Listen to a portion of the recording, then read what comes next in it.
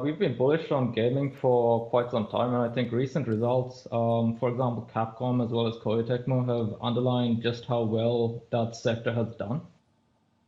So on the whole, I think the gaming results certainly outperformed, but I think at this point it was probably expected, and therefore perhaps the weakness, especially in the semiconductor segment, is why you're seeing the stock maybe react slightly negative to what was a very strong beat.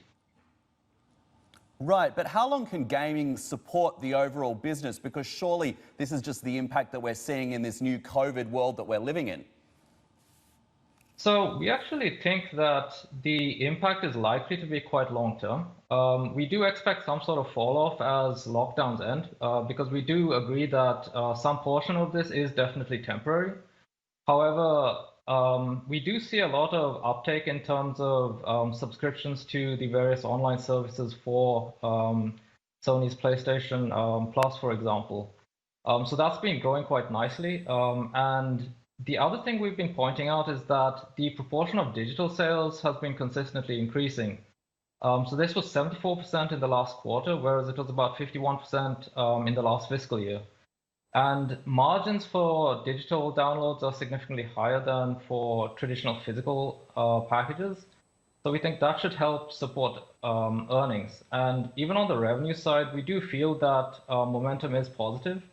And with the upcoming launch of the PS5, even though there is significant uncertainty in terms of launch costs, and there is always the concern of, will it be Sony this generation or Microsoft?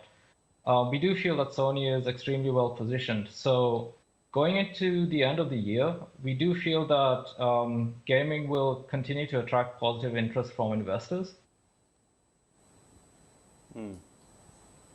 Mio, that's leading me to my next question. Look, if gaming is so important to Sony, where is the PlayStation 5? Aren't they a bit late to the party here? People have been staying at home, they've been locked down, they're looking for an entertainment solution. Shouldn't they have fast-tracked the release of PlayStation 5 instead of waiting until the typical Christmas period to bring out this next device? I mean, I think it's just based on history. The Christmas period is traditionally the best period to launch. And I think in addition, this year, I think there have been some struggles in terms of sourcing various parts, and there's been reports of price inflation, and I think that's what has created some uncertainty in terms of exactly what the final pricing on the PS5 is going to be. And of course, Sony has been extremely tight-lipped on this. I think that's going to be one of the key drivers for the stock as well. I think most of the whisper numbers sort of focus on maybe about $500 for the regular unit and perhaps somewhere around $400 or $450 for the unit excluding the Blu-ray drive.